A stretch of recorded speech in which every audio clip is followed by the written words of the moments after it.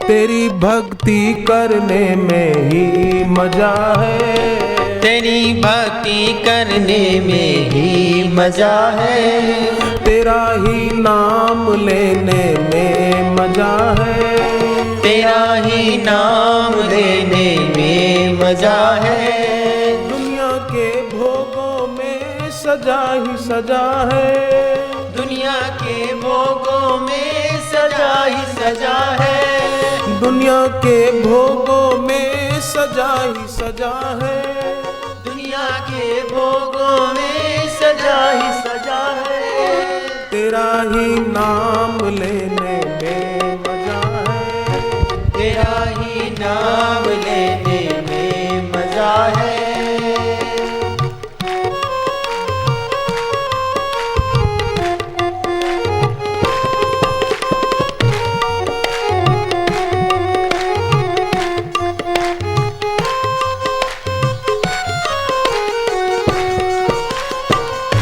तुम ही करते हो गुरुवर सबकी भलाई, तुम ही करते हो गुरुवर सबकी भलाई। सत्य की राह हमें है तुमने दिखाई, सत्य की राह में है तुमने दिखाई। तेरे दर पे होती है असली कमाई, तेरे दर पे होती है असली कमाई। असली कमाई, असली कमाई, असली कमाई, असली कमाई।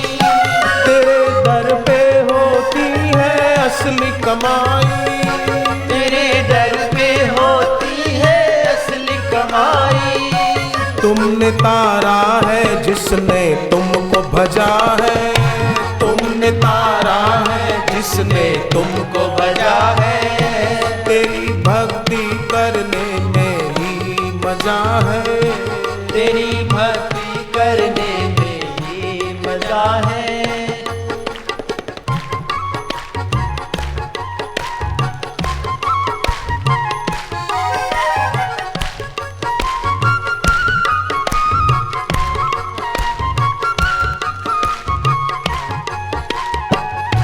तुम्हें पाकर है पाई हमने खुदाई, तुम्हें पाकर है पाई हमने खुदाई।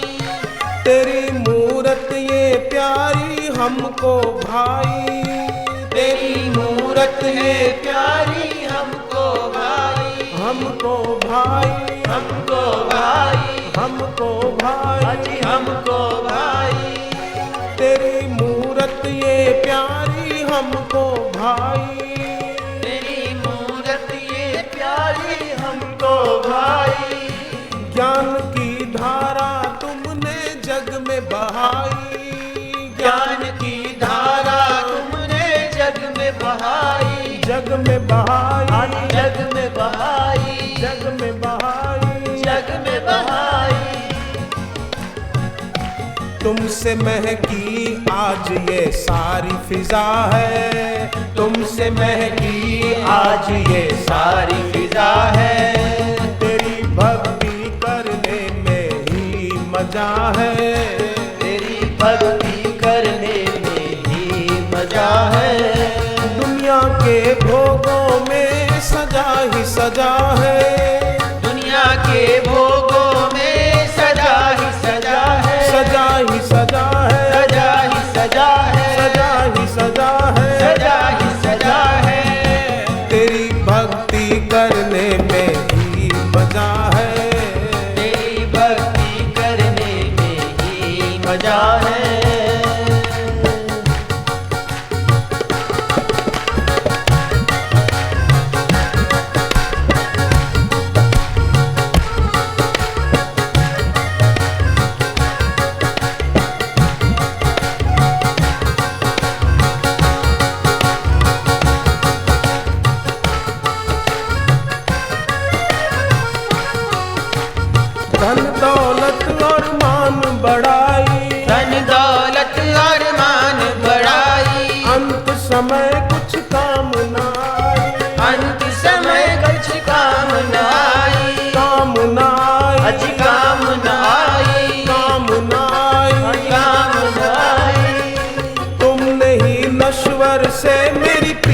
हटाई, तुमने ही नश्वर से मेरी प्रीति हटाई, प्रीति हटाई, प्रीति हटाई, प्रीति हटाई, प्रीति हटाई। तेरे सद्ज्ञान से भोगों को तजा है, तेरे सद्ज्ञान से भोगों को तजा है, तेरे सद्ज्ञान से भोगों को तजा है, तेरे सद्ज्ञान से भोगों को तजा है।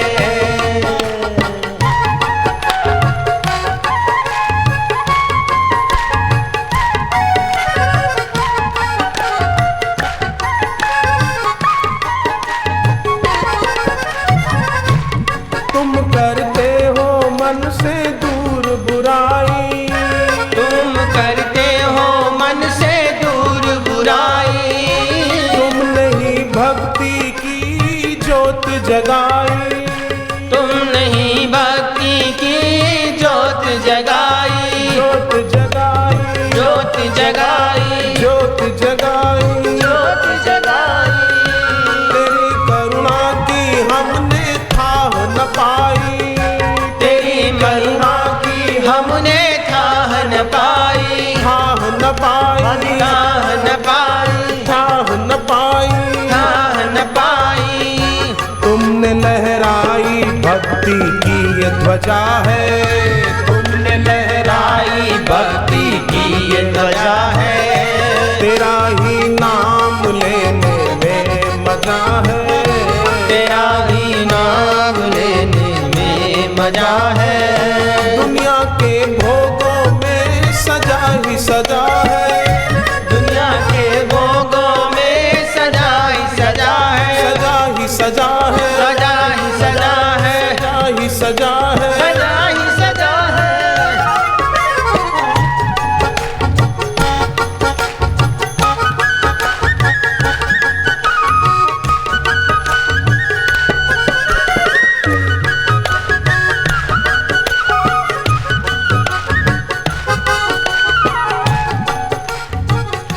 लगन जब से है हमने तुमसे लगाई, लगन जब से है हमने तुमसे लगाई, लगन जब से है हमने तुमसे लगाई, लगन जब से है हमने तुमसे लगाई, तुम सा देता ना कोई हमको दिखाई, तुम सा देता ना कोई हमको दिखाई, तुम सा देता ना कोई हमको दिखाई, तुम सा देता ना कोई हमको दिखाई।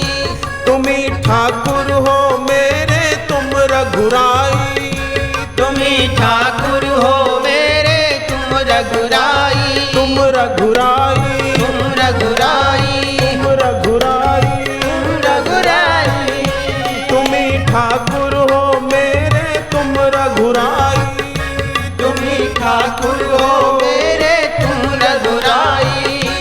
जो भी होता है उसमें तेरी रजा है, जो भी होता है उसमें तेरी रजा है, तेरा ही नाम लेने में मजा है, तेरा ही नाम लेने में मजा है।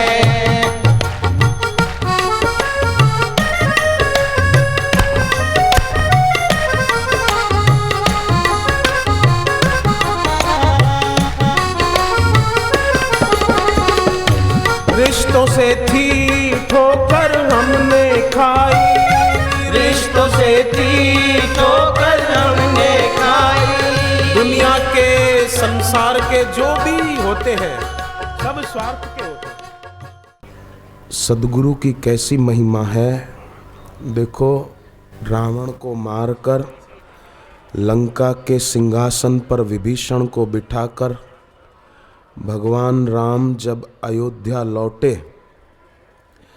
तो तुलसीकृत रामायण में लिखा है, राका शशि रघुपतिपुर सिंधु देखी हर्षान, बढ़्यो कोलाहल करत जनो नारी तरंग समान। भाई राम जी तो पूर्णिमा के चंद्र के समान हैं और अयोध्या के लोग बोले वो सागर के समान है। जैसे पूनम के चांद को देखकर सागर उमड़ता है, ज्वार आता है, उसमें भरती आती है, उसी प्रकार भाई राम जी को देखकर अयोध्या के लोगों में मानो ज्वार आया, एक सागर उमड़ पड़ा राम जी के दर्शन करने के लिए। परंतु ऐसे भगवान राम जी ने जब गुरुदेव के दर्शन किए, देखा सामने गुरुदेव खड़े हैं, तो क्या राम जी ने क्या किया? राम जी के लिए वर्णन है वे पूर्णिमा के चंद्र के समान है और अयोध्या सागर के समान है। उमड़ पड़े राम जी के दर्शन करने के लिए। परंतु राम जी ने ज्यों ही गुरुदेव को देखा तो देख प्रभु मही धरी धनुषायक। देखा गुरुदेव को तो सबसे पहले अपना धनुष बाण फेंक दिया। भीष्म पितामह संयमी थे, परंतु गुरु के सामने धनुष बाण उठा लिया था। और राम जी भगवान है, साक्षात ईश्वर है। देखा सामने गुरु जी खड़े हैं, धनुष बाण फेंक दिया। भीष्म पितामह को देवताओं ने कहा आकाशवाणी के द्वारा कि धनुष बाण फेंक दो। भीष्म ने कहा नहीं, पहले गुरु परशुराम जी हथियार फेंकेंगे फिर मैं फेंकूंगा। पहले गुरु परशुराम जी से हथियार फेंकवाया, फिर भीष्म जी ने छोड़ा। माना भीष्म जी का ब्रह्मचर्य मजबूत था, परंतु सदाचार वृत्तेषु मत्तो न चान्यः। सद्गुण होना बहुत जरूरी है, पर गुणों के आधार की भक्ति होना भी बहुत जरूरी है। कहां भीष्म पितामह? वो देव थे, देव, वो ईश्वर नहीं थे। विष्णु भगवान के अवतार नहीं थे भीष्म पितामह। मैं कोई भीष्म जी की निंदा नहीं कर रहा हूं, मैं एक तटस्थ होकर, एक स्पष्ट दृष्टिकोण, अतिशयोक्ति नहीं है, स्पष्टोक्ति है। राम जी ने गुरु को देखा तो धनुष बाण फेंक दिया और भीष्म जी ने गुरु के सामने धनुष बाण उठा लिया। देवताओं ने कहा फेंक दो, तो भी नहीं फेंका। तो राम जी ने ज्यों ही देखा गुरुदेव खड़े हैं, धनुष बाण फेंक दिया। देखे प्रभु मही धरी धनुषायक। और फिर धाई धरे गुरु चरण सरोरू, दौड़े गुरु चरण सरोरूह, सरोरूह माना कमल, गुरु के चरण कमलों में राम जी ने दंडवत प्रणाम कर दिया। और राम जी कर रहे हैं तो फिर अनुज सहित लक्ष्मण जी भी कर रहे हैं। अनुज सहित अति पुलक सरोरु, उनका शरीर पुलकित हो गया अपने गुरुदेव के दर्शन करके। गुरुदेव के चरणों में प्रणाम करने का अवसर मिला। तो भेंटी कुशल बूझी मुनि राया, वशिष्ठ जी ने राम जी को गले लगा लिया। राम जी ने तो प्रणाम किया, पर गुरु ने राम जी को गले लगा लिया। तो गुरु ने पूछा कि कैसे, कुशल तो हो ना? जैसे बापूजी यहां आकर कई बार पूछते हैं क्या हाल चाल है, तो वशिष्ठ जी ने पूछा। भेंटी कुशल बूझी मुनि राया, तो राम जी ने क्या उत्तर दिया? हमरे कुशल तुम्हारी ही दाया, आपकी दया से मैं कुशल हूं। मैं ईश्वर हूं, आप क्या मेरे से कुशल पूछते हैं? मेरे द्वारा सबकी कुशल होती है। भगवान ऐसा नहीं बोलते हैं। भगवान की नम्रता देखिए अपने गुरु के आगे। हमरे कुशल तुम्हारी ही दाया, आपकी दया से मैं कुशल हूं। कैसा राम जी का, साक्षात ईश्वर का अपने गुरुदेव के प्रति भक्ति भाव कैसा बढ़िया है। अब राम जी का ऐसा भक्ति भाव है तो आप सोचो कि अगर हर शिष्य का अपने गुरुदेव के प्रति ऐसा भक्ति भाव होगा ना, तो सचमुच उस शिष्य का मंगल होने में देर नहीं लगेगी। तुलसीदास जी ने एक बहुत बढ़िया बात कही है, रवि पंचक जाको नहीं ताहे चतुर्थी नाही, ताहे सप्तक घेरे रहे कबहु तृतीया नाही। रवि पंचक जाको नहीं, अब इसका अर्थ सोचिए क्या है। रवि पंचक जाको नहीं ताहे चतुर्थी नाही, ताहे सप्तक घेरे रहे कबहु तृतीया नाही। माने रविवार से आप 5वां दिन गिनो, रवि सोम मंगल बुध गुरु। जिसके जीवन में सद्गुरु नहीं है ताहे चतुर्थी नाही, रवि सोम मंगल बुध, उसके जीवन में सद्बुद्धि नहीं होगी, दुर्बुद्धि होगी, अल्पबुद्धि होगी, सद्बुद्धि नहीं होगी। ताहे चतुर्थी नाही, ताहे सप्तक घेरे रहे, रवि सोम मंगल बुध गुरु शुक्र शनि, शनि उसको हमेशा घेरे रहेगा। ताहे सप्तक घेरे रहे कबहु तृतीया नाही, रवि सोम मंगल, उसका मंगल नहीं होगा,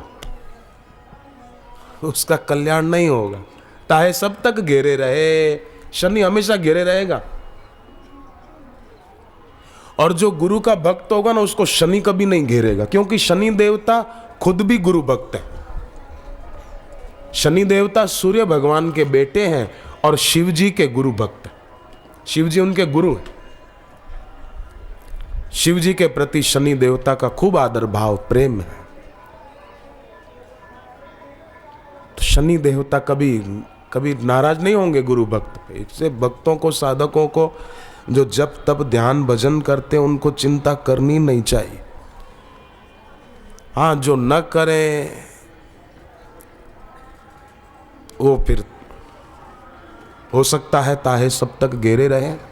पर जो सत्संग सुनते हैं, तुलसीकृत रामायण में लिखा है, जे सकाम नर सुनहि जे गावहि, सुख संपत्ति नाना विधि पावहि।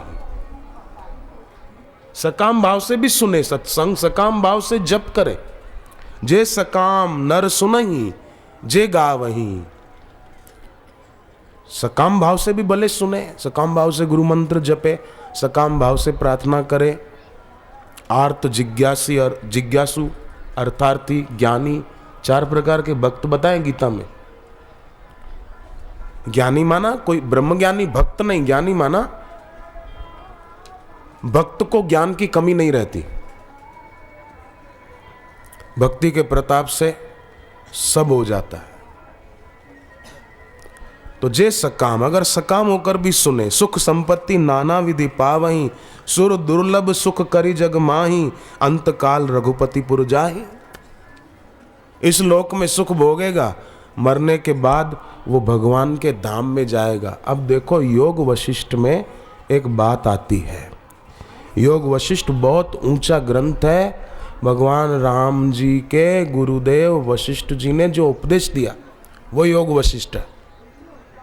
कब उपदेश दिया था? जब विश्वामित्र जी राम जी को लेने आए थे, और उस समय राम जी वैराग्यवान होकर बैठे थे एक कोने में शांत होकर, क्योंकि यात्रा में अति वृद्ध को देखा, मृतक को देखा, शव को देखा,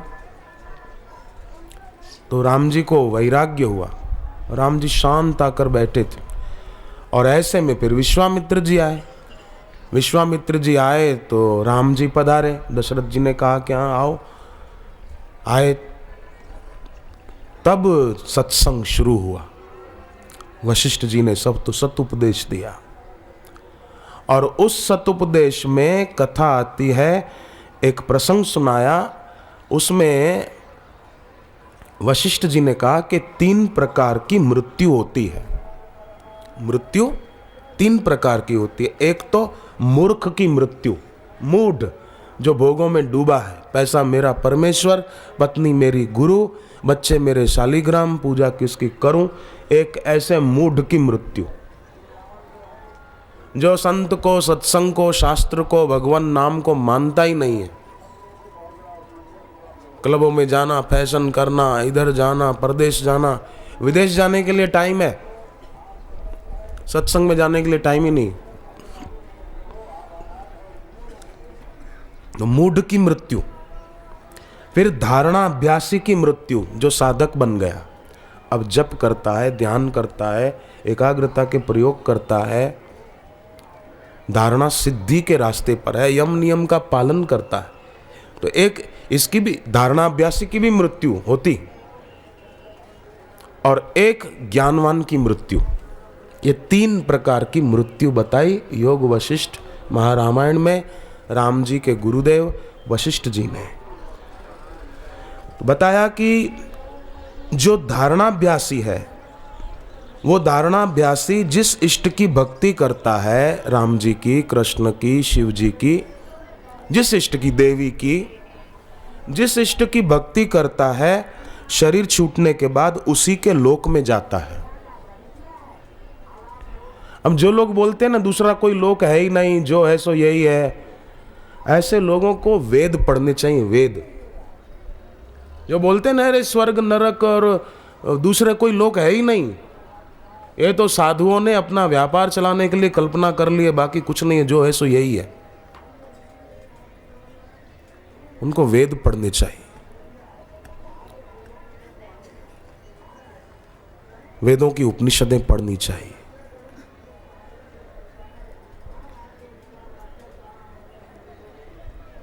यजुर्वेद की कठोपनिषद में लिखा है, यमराज कहते हैं जो लोग इस लोक को तो मानते हैं नचिकेता, मृत्यु लोक को, परलोक को नहीं मानते, ऐसे मूढ़ मेरे पास में फंसते हैं। ये यमराज का वचन कठोपनिषद में लिखा है। तो धारणाभ्यासी अपने जीवन काल में जिस इष्ट की भक्ति करता है, जिस इष्ट के नाम का जप करता है, वो शरीर छूटने पर उस इष्ट के लोक में चला जाता है। और जो ज्ञानी होते हैं, ज्ञानी के प्राण ब्रह्म में लीन होते हैं। परंतु जब मूर्ख की, मूढ़ व्यक्ति की मृत्यु होती है तो उससे बहुत कष्ट होता है। और मूर्ख कौन है? मूर्ख वही है जो शास्त्र अनुसार नहीं चलता, जो मनमाना आचरण करता है। अब मनमाना आचरण करो तो वो भोग माना जाएगा, योग नहीं माना जाएगा। मनमाना आचरण करे, गुरु से विमुख हो जाए, जिस गुरु ने ज्ञान दिया उसी से विमुख हो जाए, उसी की बात को काटे कि नहीं नहीं आप जो कहते हो सही नहीं है, वो हम नहीं मानते, तो धिक्कार है ऐसे शिष्य को अपने सदगुरु की बात काट दे, अपने आत्मज्ञानी गुरु के वचनों की उपेक्षा कर दे, तो वो शिष्य कैसा? राम जी को देखो, अयोध्या पधारे तो लिखा है तुलसीदास जी ने कि जैसे पूनम का चांद, और अयोध्या के लोग कैसे कि समुद्र की तरह उनके दर्शन के लिए दौड़ रहे हैं, और राम जी अपने गुरु जी को देखते तो उनके दर्शन के लिए दौड़ते। कैसी भक्ति है? गुरु भी ऐसे हो ना, गुरु भी ले भागु गुरु हो तो फिर वो गुरु नहीं है।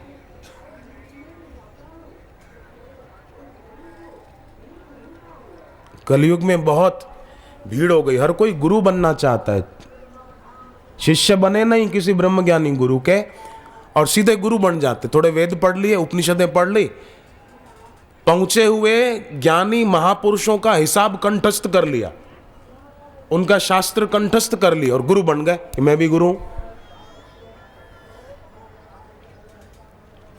मैं कहता रहता हूं अक्सर कि लुटेरा लूट जाए तो इतना घाटा नहीं होता जितना घाटा अज्ञानी मूढ़ गुरु से होता है। अज्ञानी गुरु अवसर ही छीन लेता है। मनुष्य जीवन एक अवसर है, अवसर छीन लेता है और मृत्यु आ गई तो अवसर पूरा हो गया। तो अज्ञानी मूढ़ गुरु अवसर ही छीन लेता है। क्या किया जाए? मानते नहीं। इससे तो मंडन मिश्र, आद्य शंकराचार्य जी के जमाने में जो मंडन मिश्र थे, बड़े प्रकांड विद्वान थे। जब शंकराचार्य जी का शास्त्रार्थ हुआ मंडन मिश्र से, मंडन मिश्र हार गए तो उन्होंने शंकराचार्य जी से दीक्षा ले ली और शंकराचार्य जी के 4 प्रमुख शिष्यों में सुरेश्वराचार्य, वो मंडन मिश्र थे, पूर्व का नाम उनका, फिर शिष्य बन गए। इतने बड़े विद्वान और दीक्षा ले ली आदि शंकराचार्य जी से। उनको पता चला ना मैं पूर्ण नहीं हूं, आजकल तो पता चले तो भी गंदगी के ढेर पे चादर ढक दी, बस चादर ढक दो गंदगी के ढेर पर, तो गंदगी नष्ट नहीं हो जाएगी, चादर भी सड़ जाएगी, बदबू ज्यादा आएगी। इसलिए वे लोग बड़े समझदार हैं जो आत्मज्ञानी गुरु के पास पहुंचते हैं। और जो नहीं पहुंच पाते, नहीं समझ पाते, वे लोग तो एक फूल से भी गए बीते। जो पहचान नहीं कर पाते, जो समर्थ की शरण नहीं पहुंच पाते, वो बेचारे फूल से भी गए बीते हैं। एक सूर्यमुखी फूल होता है ना, मैंने तो खेतों में देखा है, आप कभी देखना, सूर्यमुखी फूलों की खेती होती है, आप देखना कभी, उसका मुंह सूर्य की ओर ही होता है, पूरब की ओर होता है। ये आपने देखा होगा, मैंने देखा है, जिन्होंने देखा है सूर्यमुखी फूल की खेती, कभी हाथ ऊपर करो, वो पूरब की ओर ही मुंह होता है, सबको पता है, बस हाथ नीचे करे। पर कोई ऐसा काम करे, चालबाजी करे, सूर्य का चित्र बनाकर अच्छी तरह पेंट करके एक चित्र पश्चिम के तरफ लगा दे, तो क्या सूर्यमुखी फूल घूम जाएगा? सूर्यमुखी फूल को धोखा दे सकते हैं सूर्य का चित्र बनाकर? नहीं दे सकते। वो पहचानता है मेरा मालिक इधर है। परंतु इंसान अगर न पहचान पाए तो समझो उसकी बुद्धि कैसी, सूर्यमुखी फूल से भी गया बीता। कम से कम सूर्यमुखी फूल जितनी तो समझ होनी ही चाहिए। ऐसे सदगुरु के चरणों में ही वास्तव में जीवन सार्थक होता है। इस अवसर का, जो जीवन एक अवसर है, इसका सदुपयोग हो जाता है।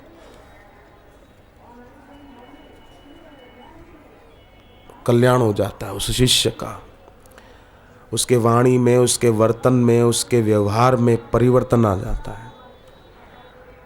भगवान बुद्ध बैठे थे और किसी ने कहा कि हमारे इस नगर का जो राजकुमार है बड़ा घमंडी है, बड़े कठोर वचन बोलता है, क्रूर भी बहुत है, क्रूरता तो उसकी रग रग में भरी है, तो आप कुछ करो। सब उसके दुर्व्यवहार से तंग हैं। बुद्ध ने उसको बुलवाया और कहा कि सामने वो जो एक पौधा लगा है उसकी पत्तियां तोड़ के ले आओ।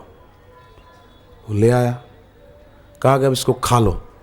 खाई तो बुद्ध जानते थे कि पत्तियां कड़वी है, जानबूझकर कहा कि पत्तियां खा के दिखाओ, तो उसने तो खा ली तो कड़वी कड़वी थी, थूक दी। जाकर उस पौधे को उखाड़ के फेंक दिया। तो बुद्ध ने कहा कि क्यों पौधे को उखाड़ कर क्यों फेंक दिया? बोले महाराज इसकी पत्तियां बहुत कड़वी थी, ये पौधा अगर बड़ा वृक्ष होगा तो मानो जहरीले पत्ते हो जाएंगे इसके, जहरीले, कोई खाएगा मर जाएगा, इसलिए मैंने उसको उखाड़ दिया। तो बुद्ध ने कहा भाई तुम भी तो लोगों से कड़वी बातें कहते हो, अगर वो भी तुम्हारे साथ ऐसा व्यवहार करे जैसा तुमने इस पौधे से किया तो क्या होगा बताओ? तुम भी कड़वी बातें बोलते हो, दुर्व्यवहार करते हो, क्रूरता भरा व्यवहार करते हो। अगर तुमसे कोई ऐसा व्यवहार करे, तुमने तो पत्ती कड़वी देखी, पौधे को ही उखाड़ के फेंक दिया, कोई तुमको फेंक दे उठा के मार डाले तो? उसको अपनी भूल समझ में आ गई और उस दिन के बाद किसी से भी क्रूरता का व्यवहार करना बंद कर दिया, किसी को कठोर वचन कहना बंद कर दिया। ये बात सोचो जरा, जिसके जीवन में भी क्रूरता हो, कठोरता हो, या कटु वचन बोलता हो, या दिल में कटुता रखता हो, वो जरा सोचो।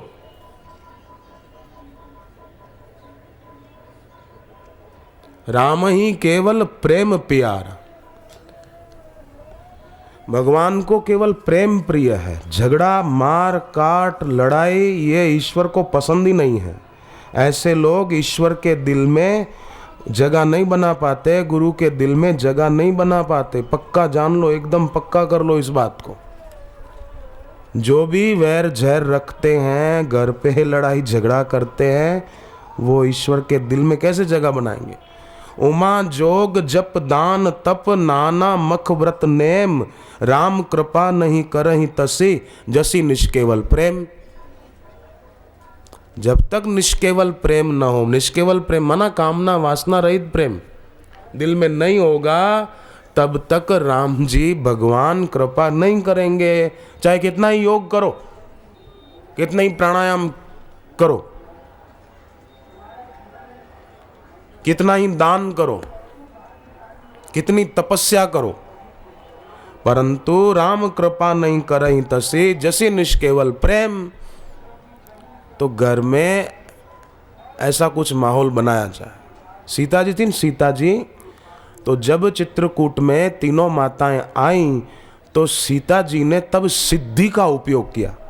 क्या किया कि 3 रूप बना लिए, और कौशल्या जी, सुमित्रा जी, कैकेयी जी तीनों की सेवा में पहुंच गई। 3 रूप बना लिए। सीता जी को हुआ कि कौशल्या माता को या सुमित्रा को या कैकेयी जी को किसी को ऐसा ना लगे कि सीता मेरे पास नहीं आई या मेरे पास बाद में आई। सीता जी ने 3 रूप बना लिए और तीनों माताओं के पास उसी समय पहुंच गई। अपनी सास के प्रति सीता जी ने बताया कि कैसा व्यवहार करना चाहिए, और कौशल्या माता, सुमित्रा माता ने बताया है कि अपनी बहू के प्रति कैसा व्यवहार करना चाहिए। झगड़ा, डांटना, टोकना, फटकारना, मुझे समझ में नहीं आता लोग ये मन में क्यों रखते हैं। हाँ, कभी किसी की भूल से थोड़ा आ जाए तो मन में गांठ क्यों रहती है। थोड़े समय के लिए आया गया, बाकी किसी को सर्वांश में सदा के लिए बुरा समझ लेना यह बुद्धिमानी नहीं है। हाँ, उपेक्षा कर दो। कोई गलत रास्ते आपको ले जाना चाहता है, आपका शोषण करना चाहता है, आपको भोगों में फंसाना चाहता है, आप उससे किनारा कर लो।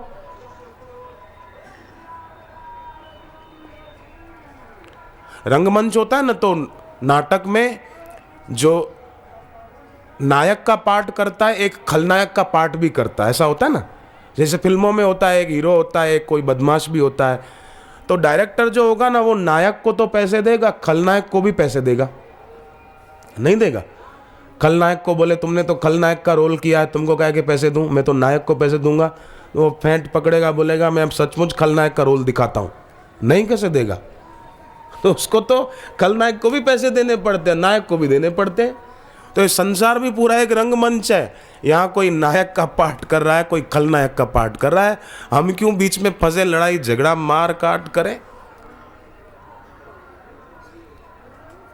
हम तो आनंद में रहें और अपना भजन बढ़ाएं, अपना जप करें। दीक्षा ली है तो बहुत अच्छा, जप बढ़ा दो, और दीक्षा नहीं ली तो दीक्षा ले लो, जप करो। रूखे वेदांती मत बनो, शुष्क वेदांती मत बनो। कोरा वेदांत किसी काम का नहीं है।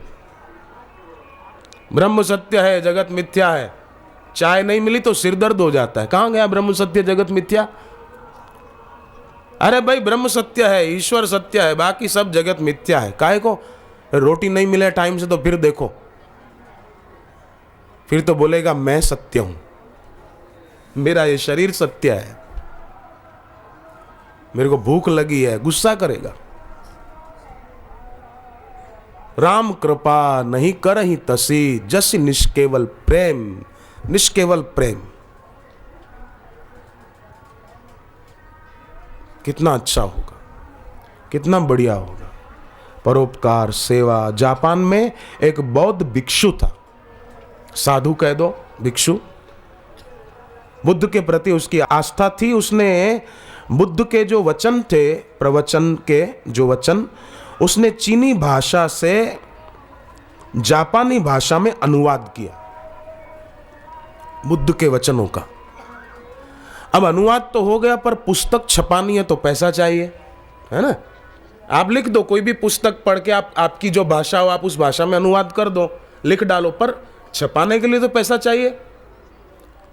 उसने बहुत मेहनत करके थोड़ा थोड़ा करके पैसा इकट्ठा किया। ठीक है, पैसा इकट्ठा हुआ तो इतने में क्या हुआ कि 10,000 जमा किए। अचानक उस क्षेत्र में अकाल पड़ा। अकाल पड़ा तो इसने क्या किया कि जो पैसे थे वो पैसे लगा दिए अकाल पीड़ितों की सेवा में। पुस्तक छपाने के लिए पैसे जमा किए थे। अकाल पीड़ितों को बांट दिए। दूसरी बार उसने रुपए जमा किए और पुस्तक छपाने का काम शुरू करना ही था कि भूकंप आ गया। तो उसने फिर रुपए भूकंप पीड़ितों की सेवा में लगा दिए। फिर दोबारा उसने थोड़े थोड़े करके रुपए जमा किए और आखिर पुस्तक छपवा दी। ग्रंथ का पहला संस्करण आया, पर उसने अंदर लिखवाया था कि तीसरा संस्करण। तो लोगों ने पूछा कि भाई ये पुस्तक तो पहली बार हमारे हाथ में आई, पहला संस्करण है। बोले नहीं, तीसरा संस्करण है। बोले कैसे? तो उसने बात बता दी कि ऐसे। लोगों को भी मानना पड़ा कि धन्य है, सचमुच ये तीसरा संस्करण है। अकाल पीड़ितों की सेवा में लगाया पहले का पैसा, दूसरी बार भूकंप पीड़ितों की सेवा में, ये तीसरा संस्करण है। ये कैसी सेवा की भावना।